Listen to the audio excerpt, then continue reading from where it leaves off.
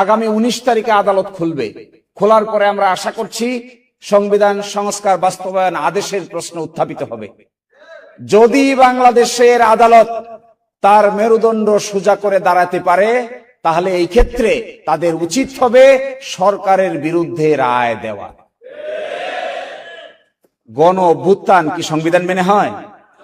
জগতে কোথাও শুনছেন কেউ এই কথা বলে যে গণ অভ্যুত্থান হয়েছে সংবিধান মেনে? সংবিধান মেনে তো গণ অভ্যুত্থান হয় না। গণ অভ্যুত্থান হয়েই তো বাইরে থেকে, এবং একইভাবে এখানে বাইরে থেকে হয়েছে। এখন এটাকে আদালতের সাবজেক্ট ম্যাটার বানিয়েছেন। আমি আপনাদেরকে লাস্ট অনুরোধটুকু এটাই করার, আমার কনক্লুশনটা এটা, যে যদি গণভোটের ফলাফল মেনে নিয়ে সংবিধান সংস্কার সভার বা পরিষদের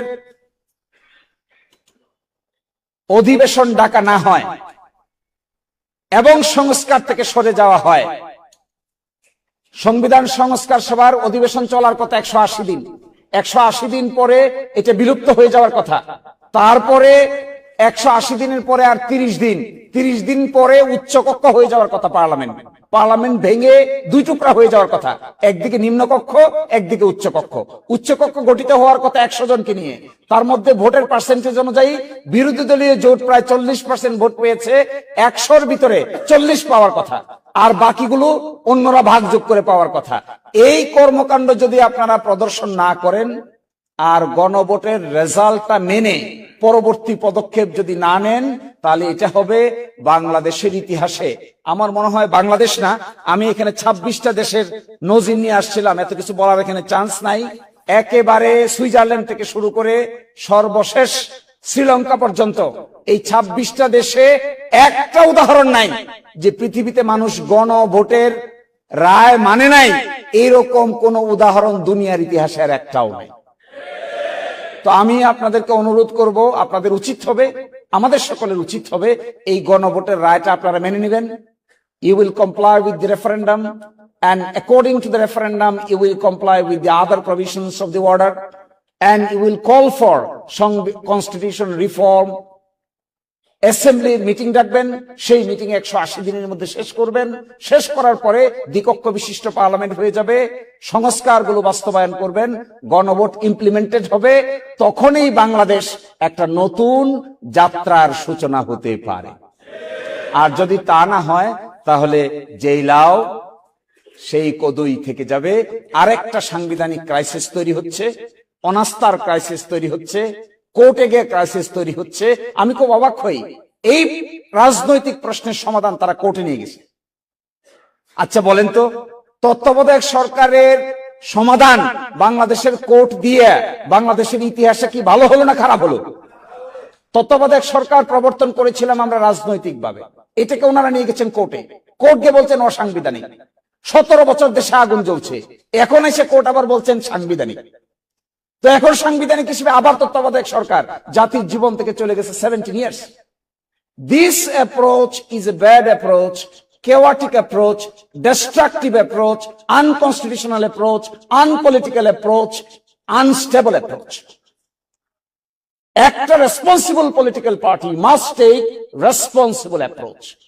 রেসপন্সিবল অ্যাপ্রোচ যদি না হয়, আপনি গণভোট চাইলেন, গণভোটের পক্ষে আপনি প্রচারণা চালালেন, আইন হলো, সকলেই পার্টিসিপেট করলাম, এখন বলেন জনগণ না বুঝে নাকি ভোট দিয়ে দিয়েছে। আর কি সেই এটা লজ্জার তো একটা সীমা থাকা দরকার, এবং লজ্জা হলো ইমানের। এটা যাদের থাকবে না, এদেরকে আমার সিনিয়র ব্যারিস্টার আব্দুর রাজ্জাক সাহেব বলতেন, there are some missile which are unguided missile. আপনি যদি মিসাইল ছুড়েন আর মিসাইলের নিয়ন্ত্রণ নিজের হাতে রাখতে না পারেন, এই মিসাইল কার বাড়িতে কোন শিশুকে কোন নারীকে হত্যা করবে এটা আপনি কোনোদিনই খুঁজে পাবেন না, কারণ this is what is an unguided missile. আর উপর দিকে যেভাবে থুতু দিচ্ছেন, আমি কোয়াইট শিওর এই থুতু আপনাদের নিজের গায়েই কয়েকদিন পরে ঘুরে এসে পড়বে। তো অপেক্ষা করেন থুতু নিজের গায়ে আসা পর্যন্ত। বাকিটা সবাই ভালো থাকবেন। আসসালামু আলাইকুম।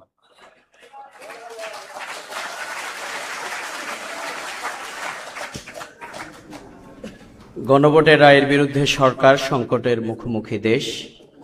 এই গুরুত্বপূর্ণ বিষয়ের উপরে কিনোট উপস্থাপন করেছেন অত্যন্ত চমৎকারভাবে বাংলাদেশ সুপ্রিম কোর্টের সিনিয়র আইনজীবী, সংবিধান বিশেষজ্ঞ অ্যাডভোকেট শিশির মনির।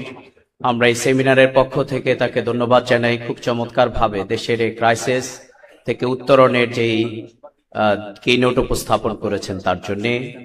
সম্মানিত উপস্থিতি, আজকের এই জাতীয় সেমিনারে ইতিমধ্যেই আজকের এই সেমিনারের সম্মানিত প্রধান অতিথি বাংলাদেশ জামাত ইসলামের সম্মানিত আমির, জাতীয় সংসদের বিরোধী দলীয় নেতা জনাব ডক্টর শফিকুর রহমান এমপি আমাদের মাঝে এসে উপস্থিত হয়েছেন। আজকের এই সেমিনারের পক্ষ থেকে আমরা অভিনন্দন জানাচ্ছি। বিশেষ অতিথি বিরোধী দলীয় chief whip Nahid Islam MP আমাদের মাঝে এসে উপস্থিত হয়েছেন। সেমিনারের পক্ষ থেকে আমরা অভিনন্দন জানাচ্ছি। আজকের এই সেমিনারের অন্যতম আলোচক মজলুম সম্পাদক, আমার দেশ পত্রিকার সম্পাদক ডক্টর মাহমুদুর রহমান, ওনাকে আজকের এই সেমিনারের পক্ষ থেকে আমরা অভিনন্দন জানাচ্ছি। উপস্থিত হয়েছেন কেন্দ্রীয় নির্বাহী পরিষদ সদস্য, ঢাকা মহানগরী দক্ষিণের সংগ্রামী আমির জনাব নুরুল ইসলাম বুলবুল এমপি, ওনার সহ 11 দলীয় ঐক্যের সম্মানিত নেতৃবৃন্দকে আমরা অভিনন্দন জানাচ্ছি। সম্মানিত উপস্থিতি, আমরা সম্মানিত আলোচকবৃন্দের প্রতি আমাদের অনুরোধ থাকবে, আমাদের সময় যতদূর আছে সেটি প্রত্যেকে তার তার জায়গা থেকে সময়ের প্রতি লক্ষ্য রেখেই ওনারা কথা বলবেন। এই পর্যায়ে আমরা আলোচনা রাখার জন্য অনুরোধ করছি বাংলাদেশ ডেভেলপমেন্ট পার্টির সম্মানিত সভাপতি অ্যাডভোকেট আনোয়ারুল ইসলাম।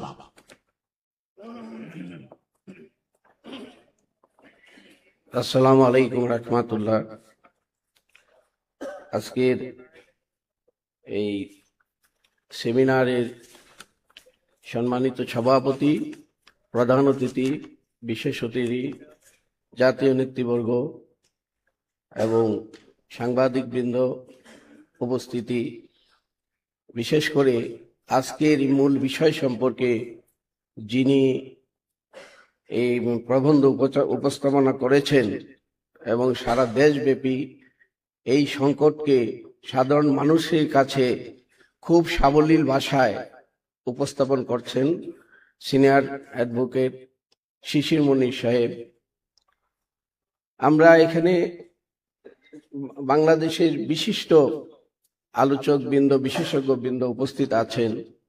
আমরা আসলে আজকে এই গুরুত্বপূর্ণ আলোচনা, এই জাতির যে সংকট, এই সংকট থেকে উত্তরণ এবং পরবর্তী করণীয় বিষয়গুলো আমরা অবগত হব ইনশাল্লাহ। আসলে গণভোট